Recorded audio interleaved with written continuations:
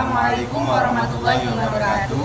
Kami dari kelompok 10, saya Heriani. Saya Ahmad Muzaki. Saya Aida Sinabelkis. Di sini kami akan mempresentasikan yang dimana materi kami tentang stres dan kecemasan. Pembahasan yang pertama tentang teori stres. Teori stres yang pertama yaitu stres model stimulus atau rangsangan. Stres model stimulus merupakan model stres yang menjelaskan bahwa merupakan variabel bebas atau penyebab seseorang mengalami stres. Dengan kata lain, stres merupakan situasi lingkungan di mana seseorang berada dalam keadaan sangat tegang sehingga hanya menerima rangsangan stres secara langsung tanpa adanya proses penilaian. Sumber stres inilah yang berperan dalam menentukan tingkat stres yang mungkin dialami seseorang. Oleh karena itu, jika stres akibat kondisi lingkungan terjadi hingga tingkat yang berbahaya dalam jangka waktu tertentu, hal tersebut dapat menyebabkan dan berkontribusi terhadap gangguan kesehatan.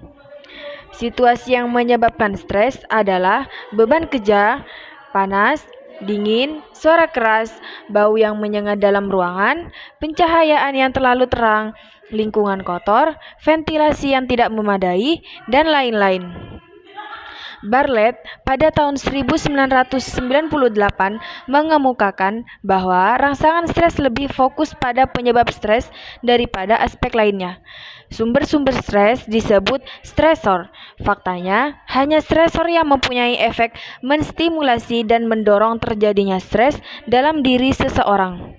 Menurut Toitz, pada tahun 1994, sumber-sumber stresor digolongkan menjadi 3 kategori, yaitu yang pertama, life events atau peristiwa-peristiwa kehidupan. Yang kedua, ketegangan kronis. Yang ketiga, daily hassles atau permasalahan sehari-hari. Teori stres selanjutnya yaitu stress model response. Stress model response dikembangkan oleh Hans Selye. Selye adalah ahli yang dikenal luas karena penelitian dan teorinya tentang stres yang berkaitan dengan aspek fisik dan kesehatan. Merujuk pada Bartlett, pada tahun 1946, Selye menulis sebuah karya ilmiah yang berjudul The General Adaptation Syndrome and the Disease of Adaptation, dengan menggunakan istilah stres untuk mengacu secara khusus pada tekanan yang berasal dari individu. Namun, 4 tahun kemudian, tepatnya pada tahun 1950, Selye mengubah definisi stres menjadi respons seseorang terhadap stimulus tertentu. Selye menekankan stres merupakan reaksi atau respons spesifik tubuh terhadap pemicu stres yang mana mempengaruhi seseorang. Model stres yang diperkenalkan oleh Selye sebagai General Adaptation Syndrome atau disingkat GAS. Sesuai pada GAS, ada 3 tahapan stress response, yaitu yang pertama, alarm atau tanda bahaya. Alarm merupakan suatu kondisi yang tidak diinginkan dan terjadi ketika ada perbedaan antara kenyataan yang sedang terjadi dan situasi yang diharapkan. Akibatnya, tubuh menerima rangsangan dan secara alami mengaktifkan reaksi fight or flight karena adanya kondisi yang dapat berpotensi mengancam kestabilan tubuh. Yang kedua, dari sindrom adaptasi umum adalah resistensi. Perlawanan terjadi ketika alarm tidak berhenti atau terus-menerus. Akibatnya, kekuatan fisik diterapkan untuk terus menimbulkan kerusakan sebagai serangan rangsangan yang merugikan. Jika stres berkelanjutan, maka selanjutnya stres berada pada tahap terakhir. Berdasarkan sindrom adaptasi umum, pada tahap ketiga, tubuh sudah merasa lelah. Kondisi ini terjadi karena tubuh sudah tidak mampu lagi melawan sumber stres. Dengan kata lain, tubuh sudah menyerah karena tidak lagi mempunyai kapasitas yang cukup untuk menghadapi ancaman serangan tersebut. Teori stres selanjutnya yaitu stres model transaksional. Model stres transaksional berfokus pada respons emosional dan proses kognitif yang mendasari interaksi manusia pada lingkungan. Dengan kata lain, model stres ini menekankan peran penilaian individu terhadap pemicu stres yang menentukan responsnya. Materi selanjutnya tentang sumber-sumber stres. Terdapat beberapa sumber-sumber stres yang dapat mengganggu kesehatan psikis manusia. Menurut Lazarus dan Volkmann dalam Morgan 1986, kondisi fisik, lingkungan, dan sosial merupakan penyebab dari kondisi stres disebut dengan stresor. Stresor dapat berwujud dan berbentuk fisik, seperti polusi udara, dan dapat juga berkaitan dengan lingkungan sosial. Pikiran ataupun perasaan individu sendiri yang dianggap sebagai suatu ancaman, baik yang nyata maupun imajinasi, dapat juga menjadi stresor.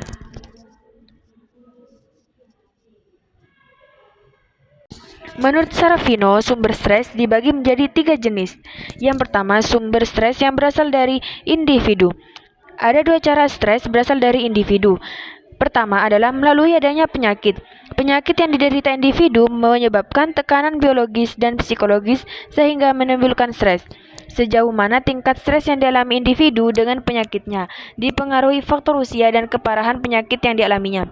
Cara kedua adalah melalui terjadinya konflik. Konflik merupakan sumber yang paling utama. Di dalam konflik, individu memiliki 2 kecenderungan yang berlawanan, yaitu menjauh dan mendekat. Individu harus memiliki 2 atau lebih alternatif pilihan yang masing-masing memiliki kelebihan atau kekurangannya sendiri. Keadaan seperti ini banyak dijumpai saat individu dihadapkan pada keputusan-keputusan mengenai kesehatannya. Sumber stres yang kedua yaitu berasal dari keluarga. Stres dari keluarga dihasilkan melalui adanya perilaku, kebutuhan-kebutuhan, dan kepribadian dari masing-masing anggota yang berdampak pada anggota keluarga lainnya.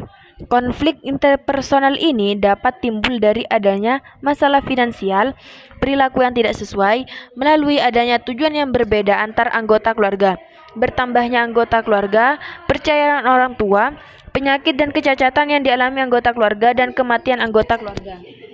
Sumber stres yang ketiga yaitu berasal dari komunitas dan masyarakat.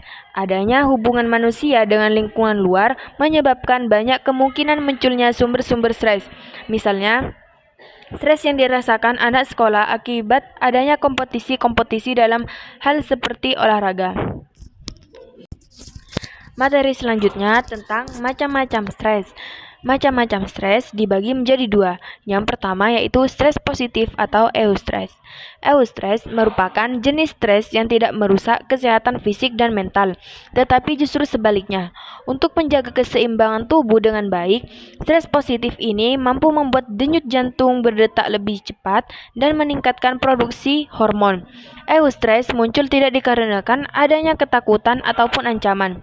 Cara kerjasamanya sama seperti stres yang lainnya. Eustress bekerja dengan cara meningkatkan kewaspadaan pada sistem saraf pusat yang akan membuat orang tersebut menjadi lebih waspada dan sadar. Macam-macam stres yang kedua yaitu stres negatif atau distress. Stres negatif atau distress terjadi ketika seseorang mengalami lepas kendali atau berada di bawah tekanan yang terus-menerus sehingga sulit berkonsentrasi dan merasa kesepian. Distress dapat mempengaruhi kemampuan seseorang untuk berfungsi, membuat keputusan, dan mood. Stres ini dapat memicu reaksi fisiologis yang merugikan bagi kesehatan fisik dan mental. Dengan memahami perbedaan antara stres positif dan negatif, seseorang dapat belajar bagaimana mengelola stres secara lebih efektif untuk mencapai kesejahteraan fisik dan mental yang lebih baik. Selanjutnya, materi tentang jenis-jenis stres. Menurut American Psychological Association, ada 3 macam stres yang memiliki dampak masing-masing pada tubuh. Yang pertama, stres akut. Stres akut muncul pada saat ada tantangan, ancaman, atau sesuatu yang tidak terduga terjadi. Jenis stres ini berjangka pendek dan bisa terjadi beberapa kali dalam sehari. Contohnya adalah ketika Anda berselisih paham dengan pasangan, hendak berpidato pada suatu acara, terjebak macet, atau melakukan pelanggaran saat berkendara. Gejala stres akut antara lain denyut jantung meningkat, napas cepat, berkeringat, sakit kepala, dan kadar gula darah naik. Semua gejala stres tersebut muncul dengan cepat dan singkat. Stres akan melatih tubuh untuk membentuk respon terhadap situasi pemicu stres di kemudian hari. Setelah melewati fase ini, sistem tubuh akan kembali normal. Selanjutnya, jenis stres episodik. Jenis stres ini biasanya terjadi bila Anda kerap mengalami episode stres akut. Orang-orang dengan kondisi ini sering mengambil terlalu banyak tanggung jawab sehingga beban hidupnya cukup besar. Stres episodik sangat berpotensi terjadi pada seseorang yang merasa hidupnya kacau. Mereka mungkin terus menghadapi krisis yang terasa sulit dan tidak berkesudahan. Beberapa profesi yang berkaitan dengan jenis stres ini antara lain penegak hukum dan pemadam kebakaran. Orang-orang dengan profesi ini seringkali berada di situasi dengan tingkat stres yang tinggi. Sama halnya dengan stres akut yang parah, stres episodik juga dapat mempengaruhi kesehatan mental dan fisik. Gejala yang terjadi sama dengan stres akut, hanya saja frekuensinya lebih sering. Bahkan stres berat bisa mengganggu jantung dan menyebabkan depresi. Jenis stres selanjutnya yaitu stres kronis. Stres kronis adalah jenis stres yang tingkatannya cukup parah.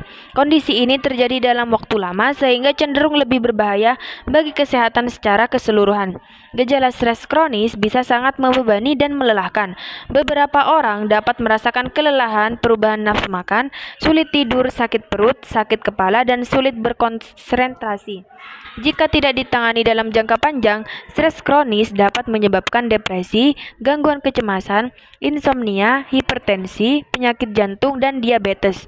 Penyebab jenis stres ini sangat beragam, seperti masalah ekonomi, lingkungan kerja yang buruk, pernikahan yang tidak harmonis, atau hubungan keluarga yang tidak bahagia. Selanjutnya yaitu tentang faktor-faktor stres. Yang pertama yaitu ada faktor internal dan faktor eksternal. Faktor internal yaitu stresor yang berasal dari dalam diri individu sendiri. Contohnya yang pertama itu ada kepribadian. Seseorang dengan tipe A memiliki ciri-ciri sebagai berikut: agresif, ambisius, senang bersaing, senang menyelesaikan pekerjaan, dan kebiasaan berlomba dengan waktu. Pada waktu-waktu tertentu, mereka mampu menunjukkan kemampuan dan keefisienan mereka. Namun, bila dihadapkan dalam kondisi stressful, mereka tidak mampu lagi untuk mengendalikan diri dan kebingungan. Lalu, selanjutnya seseorang dengan tipe B memiliki ciri-ciri yang berlawanan dengan tipe A, yaitu easygoing, tidak suka berkompetisi, dan tenang. Yang kedua yaitu kognitif. Kognitif juga dapat menjelaskan bagaimana jalannya seseorang dapat mengalami stres. Stres secara khusus dapat mempengaruhi individu secara pribadi dalam menerima dan menginterpretasikan suatu masalah. Yang kedua yaitu faktor eksternal. Faktor eksternal ini dibagi menjadi 3 faktor. Yang pertama yaitu bisa menjadi faktor rumah tangga atau stress in the family. Stres dalam keluarga didefinisikan sebagai tekanan yang dapat merusak atau mengubah sistem dalam keluarga. Pengaruh stres ini terhadap keluarga yaitu mengurangi keharmonisan dan merupakan sumber dari berbagai masalah. Yang kedua itu faktor lingkungan. Lingkungan adalah tempat yang mengarah pada hal di sekeliling kita, ruang fisik yang dapat dirasakan dan tempat kita berperilaku. Lalu yang ketiga ada faktor sosial. Perubahan sosial dapat dilihat dari perubahan gaya hidup, nilai-nilai dan tradisi-tradisi lama yang telah bergeser. Perubahan-perubahan yang terjadi meliputi aborsi, kebebasan homoseksual, pernikahan yang kemudian membuat keluarga, masyarakat, dan pemerintahan terpengaruh untuk mengikuti perubahan-perubahan tersebut. Yang selanjutnya yaitu tentang bagaimana sih mengatasi stres. Yang pertama yaitu mendinginkan kepala. Cara yang paling cepat untuk mengatasi tekanan fisiologis dari stres adalah dengan menenangkan diri dan mengurangi rangsangan fisik tubuh melalui meditasi atau relaksasi. Cara efektif lainnya juga untuk menenangkan diri sendiri adalah dengan pemijatan, yang jika digabungkan dengan meditasi merupakan salah satu dari pengobatan tertua di dunia. Yang kedua yaitu tentang bagaimana cara mengatasinya dengan memecahkan masalah. Orang seringkali butuh untuk membicarakan kejadian tersebut secara terus-menerus agar dapat menerima, memahami, dan memutuskan akan melakukan hal apa setelah kejadian tersebut selesai. Lalu yang selanjutnya yaitu memikirkan kembali masalah. Dengan memikirkan kembali masalah di sini ada dengan beberapa cara. Yang pertama yaitu menilai atau meninjau kembali situasinya. Dengan meninjau kembali situasinya dapat mengubah kemarahan menjadi simpati, kecemasan menjadi determinasi, dan perasaan kehilangan menjadi perasaan memiliki kesempatan. Lalu yang kedua yaitu belajar dari pengalaman. Sebagian orang bangkit dari musibah dengan keterampilan baru yang mereka temukan atau mereka kembangkan, sebagian dipaksa untuk mempelajari suatu hal baru yang tidak pernah mereka ketahui sebelumnya, bagaimana menghadapi sistem kerja lembaga kesehatan. Lalu yang ketiga yaitu membuat perbandingan sosial. Terkadang orang yang sukses menghadapi masalah juga membandingkan diri mereka sendiri dengan orang lain yang mampu menghadapi masalah dengan lebih baik dibandingkan mereka sendiri. Perbandingan seperti itu menguntungkan karena dapat menyediakan informasi tentang cara-cara coping, mengatur diri sendiri saat sakit, atau memperbaiki situasi yang penuh stres. Selanjutnya tentang kecemasan. Kecemasan memiliki banyak teori. Teori pertama yaitu menurut Freud. Menurut Freud, kecemasan adalah keadaan emosi yang tidak menyenangkan disertai sensasi fisik yang memperingatkan orang akan bahaya yang akan datang. Keadaan yang tidak menyenangkan ini seringkali tidak jelas dan sulit untuk didefinisikan. Namun, rasa takut itu sendiri selalu terlihat jelas. Selanjutnya, menurut Nevitt. Menurut Nevitt, kecemasan adalah keadaan khawatir atau mengeluh karena akan terjadinya sesuatu yang buruk. Selanjutnya, menurut Syamsu Yusuf dan Nur Ihsan. Nah, Syamsu Yusuf dan Nur Ihsan ini berpendapat bahwa kecemasan pada hakikatnya adalah reaksi diri terhadap persepsi terhadap ancaman yang tidak pasti. Ancaman adalah segala jenis stimulus yang dapat menimbulkan perasaan takut, tidak percaya, cemas, atau tidak berdaya di otak. Selanjutnya, menurut Corey. Menurut Corey, kecemasan adalah keadaan tegang yang memotivasi kita untuk melakukan sesuatu. Selanjutnya, menurut Duran dan Barlow. Menurut Duran dan Barlow, kecemasan adalah keadaan suasana hati yang ditandai efek negatif dan gejala-gejala ketegangan jasmaniah seseorang yang mengantisipasi kemungkinan datangnya bahaya atau kesulitan masa datang dengan perasaan khawatir. Kecemasan melibatkan perasaan, perilaku, dan respon-respon fisiologis. Nah, berdasarkan beberapa definisi kecemasan menurut pendapat para ahli tadi, dapat kita simpulkan bahwa kecemasan adalah suatu bentuk emosi yang ditandai dengan rasa khawatir yang berlebihan, rasa gugup dalam situasi yang dianggap mengancam. Selanjutnya, sumber-sumber kecemasan. Nah, sumber-sumber kecemasan ini para ahli juga berbeda-beda pendapat.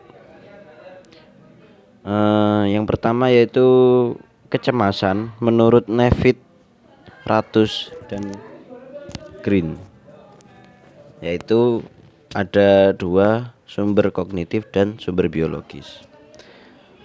Sumber kognitif.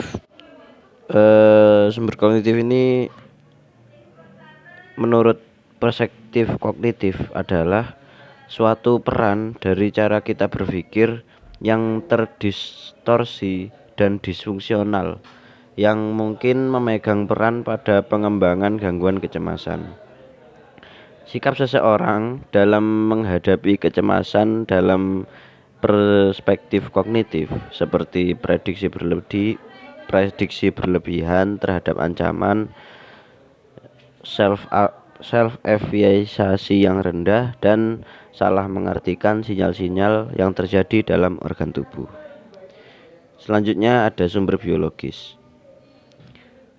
Faktor biologis lebih sering dikaitkan dengan faktor genetis karena faktor genetis memiliki peran penting dalam perkembangan gangguan kecemasan.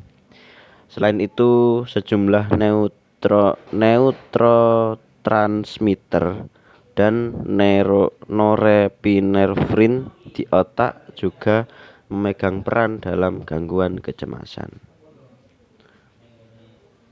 Selanjutnya, sumber kecemasan menurut Duran dan Barlow. Jadi menurut Duran dan Barlow ini ada 3. Ada kontribusi biologis, kontribusi psikologis, dan kontribusi sosial. Yang pertama, kontribusi biologis. Pada kontribusi biologis menjelaskan kecemasan bersumber dari pengaruh genetik keluarga dan adanya pengaruh neurotransmitter di otak. Tiga neurotransmitter utama yang berhubungan dengan kecemasan adalah norepinefrin, serotonin, dan gamma aminobutyric acid atau GABA. Selanjutnya, kontribusi psikologis. Menurut Bandura, Duran dan Barlow, kecemasan adalah sebagai hasil pengkondisian awal, modeling atau peniruan dan bentuk-bentuk belajar lainnya. Pada masa kanak-kanak, kemungkinan memperoleh kesadaran bahwa tidak semua kejadian dapat dikontrol. Tingkatan untuk persepsi ini bisa bervariasi dari keyakinan penuh atas kemampuan untuk mengontrol semua aspek kehidupan sampai ketidakpastian yang mendalam tentang diri sendiri dan kemampuan untuk mengatasi berbagai kejadian mungkin tidak dapat dikontrol. Paling banyak tampak dalam bentuk keyakinan-keyakinan yang dipenuhi bahaya sehingga menimbulkan kecemasan.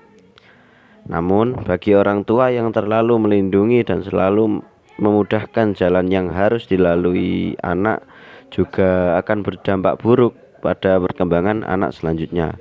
Karena anak tidak diberikan kesempatan untuk belajar mengatasi kesulitan sehingga anak tidak memiliki kemampuan untuk mengontrol lingkungannya saat sedang berhadapan dengan kesulitan dan membuat anak mengalami kecemasan. Selanjutnya, kontribusi sosial. Pada kontribusi sosial menjelaskan kecemasan bersumber dari peristiwa-peristiwa yang bersifat pribadi seperti perkawinan, perceraian, masalah di tempat kerja, kematian orang yang dicintai, keinginan untuk berprestasi, dan yang lainnya, menyebabkan terjadinya tekanan sosial. Tekanan sosial tersebut dapat menimbulkan stres yang cukup kuat untuk memicu kecemasan. Jadi, dari sumber masalah di atas dapat disimpulkan bahwa terdapat beberapa sumber kecemasan, yaitu sumber kecemasan menurut Nevitt, Ratus, dan Green bersumber dari kognitif dan biologi.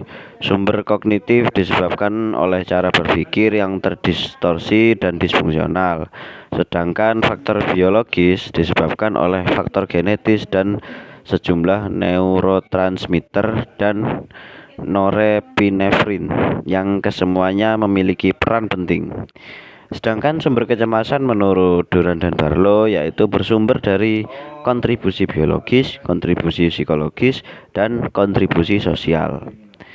Kontribusi biologis berhubungan dengan genetik dan pengaruh neurotransmitter di otak. Kontribusi psikologis berasal dari pengkondisian awal, peniruan, dan bentuk-bentuk proses belajar di masa kanak-kanak. Sedangkan kontribusi sosial adalah peristiwa-peristiwa pribadi yang mengalami tekanan yang dapat menimbulkan stres serta memicu kecemasan. Mengetahui segala risiko dan tidak akan mengambil jalur hukum jika terjadi sesuatu. Selanjutnya yaitu macam-macam kecemasan. Kecemasan realistis adalah ketakutan terhadap bahaya dari dunia eksternal dan taraf kecemasan sesuai dengan derajat ancaman yang ada. Selanjutnya yang kedua adalah kecemasan moral. Kecemasan moral adalah ketakutan terhadap hati nurani sendiri. Orang yang hati nuraninya berkembang baik cenderung merasa berdosa apabila dia melakukan sesuatu yang berlawanan dengan kode moral yang dimilikinya. Selanjutnya yang ketiga yaitu kecemasan neurotik. Kecemasan neurotik adalah ketakutan terhadap hukuman yang akan diterima dari orang tua atau figur penguasa lainnya kalau seseorang memuaskan insting dengan caranya sendiri, yang diyakininya akan menuai hukuman. Selanjutnya, jenis-jenis kecemasan. Jadi jenis-jenis kecemasan ini para ahli juga berbeda pendapat. Langsung saja yang pertama yaitu menurut Spielberger. Menurut Spielberger, jenis-jenis kecemasan itu ada dua. Yang pertama, trait anxiety, yaitu adanya rasa khawatir dan terancam yang menghinggapi diri seseorang terhadap kondisi yang sebenarnya tidak berbahaya. Kecemasan ini disebabkan oleh kepribadian individu yang memang memiliki potensi cemas dibandingkan dengan individu yang lainnya. Yang kedua yaitu state anxiety. State anxiety merupakan kondisi emosional dan keadaan sementara pada diri individu dengan adanya perasaan tegang dan khawatir yang dirasakan secara sadar serta bersifat subjektif. Lalu selanjutnya menurut Freud. Menurut Freud ini kecemasan itu ada 3 jenis. Nah, yang pertama kecemasan neurosis. Kecemasan neurosis adalah rasa cemas akibat bahaya yang tidak diketahui. Perasaan itu berada pada ego tetapi muncul dari dorongan. Kecemasan neurosis bukanlah ketakutan terhadap insting-insting itu sendiri, namun ketakutan terhadap hukuman yang mungkin terjadi jika suatu insting dipuaskan. Selanjutnya, kecemasan moral. Kecemasan ini berakar dari konflik antara ego dan superego. Kecemasan ini dapat muncul karena kegagalan bersikap konsisten dengan apa yang mereka yakini benar secara moral. Kecemasan moral merupakan rasa takut terhadap suara hati. Kecemasan moral juga memiliki dasar dalam realitas. Di masa lampau, sang pribadi pernah mendapat hukuman karena melanggar norma moral dan dapat dihukum kembali. Selanjutnya yang ketiga adalah kecemasan realistik. Kecemasan realistik merupakan perasaan yang tidak menyenangkan dan tidak spesifik yang mencakup kemungkinan bahaya itu sendiri. Kecemasan realistik merupakan rasa takut akan adanya bahaya-bahaya nyata yang berasal dari dunia luar. Nah, selanjutnya menurut Pedak. Menurut Pedak, kecemasan itu dibagi menjadi 3 jenis, yaitu kecemasan rasional. Kecemasan rasional merupakan suatu ketakutan akibat adanya objek yang memang mengancam. Selanjutnya kecemasan irasional. Kecemasan irasional adalah bahwa mereka mengalami emosi ini di bawah keadaan-keadaan spesifik yang biasanya tidak dianggap mengancam. Selanjutnya dasar kecemasan. Dasar kecemasan merupakan suatu pertanyaan tentang siapa dirinya, untuk apa hidupnya, dan kemanakah kelak hidupnya berlanjut. Kecemasan ini disebut sebagai kecemasan eksistensial yang mempunyai peran fundamental bagi kehidupan manusia. Selanjutnya yaitu faktor-faktor kecemasan. Nah, faktor-faktor kecemasan ini yang pertama ada faktor-faktor biologis dalam gangguan kecemasan. Faktor-faktor biologis dalam gangguan kecemasan tuh yaitu ada predisposisi genetis, yang kedua ada irregularitas dalam fungsi neurotransmitter, yang ketiga ada abnormalitas dalam jalur otak yang memberi sinyal bahaya atau yang menghambat tingkah laku repetitif. Selanjutnya ada faktor-faktor sosial lingkungan. Faktor-faktor sosial lingkungan ini ada pemaparan terhadap peristiwa yang mengancam atau traumatis, terus ada mengamati respon takut pada orang lain, terus ada kurangnya dukungan sosial. Selanjutnya faktor behavioral. Faktor behavioral ini yaitu pemasangan stimuli aversif dan stimuli yang sebelumnya netral. Selanjutnya, kelegan dari kecemasan karena melakukan ritual kompulsif atau menghindari stimuli fobik. Lalu kurangnya kesempatan untuk pemunahan karena penghindaran terhadap objek atau situasi yang ditakuti. Nah, selanjutnya ada faktor-faktor kognitif dalam gangguan kecemasan. Faktor-faktor kognitif dalam gangguan kecemasan ini ada prediksi berlebihan terhadap rasa takut, terus keyakinan yang self-defeating atau irasional, terus ada sensitivitas berlebihan terhadap ancaman, terus sensitivitas kecemasan, dan salah mengatribusikan sinyal-sinyal tubuh.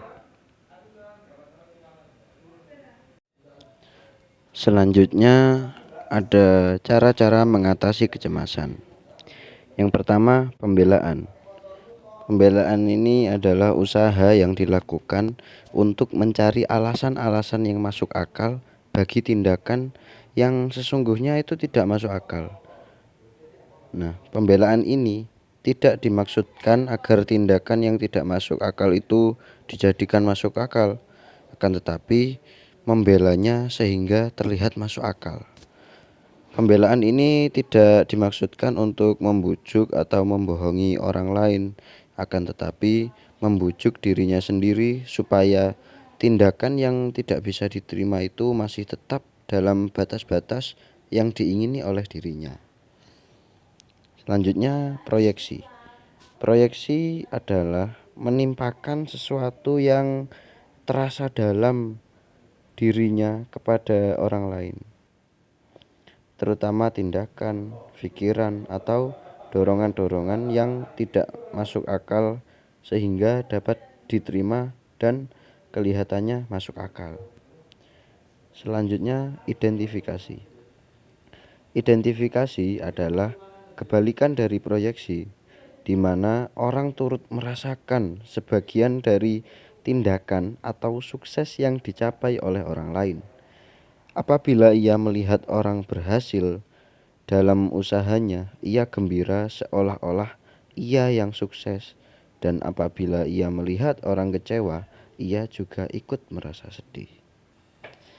Selanjutnya, hilang hubungan atau disasosiasi. Nah, hilang hubungan ini seharusnya perbuatan, pikiran, dan perasaan orang berhubungan satu sama lain. Nah, apabila orang merasa bahwa ada seseorang yang dengan sengaja menyinggung perasaannya, maka ia akan marah dan menghadapinya dengan balasan yang sama. Dalam hal ini, perasaan, pikiran, dan tindakannya adalah saling berhubungan dengan harmonis. Akan tetapi keharmonisan mungkin hilang akibat pengalaman-pengalaman pahit yang dilalui waktu kecil. Selanjutnya, represi. Represi adalah tekanan untuk melupakan hal-hal dan keinginan-keinginan yang tidak disetujui oleh hati nuraninya. Semacam usaha untuk memelihara diri supaya jangan terasa dorongan-dorongan yang tidak sesuai dengan hatinya. Nah, proses itu terjadi secara tidak disadari. Selanjutnya, substitusi. Substitusi adalah cara pembelaan diri yang paling baik di antara cara-cara yang tidak disadari dalam menghadapi kesukaran. Dalam substitusi, orang melakukan sesuatu karena tujuan-tujuan yang baik, yang berbeda sama sekali dari tujuan asli yang mudah dapat diterima dan berusaha mencapai sukses dalam hal itu. Sekian dari kami kelompok 10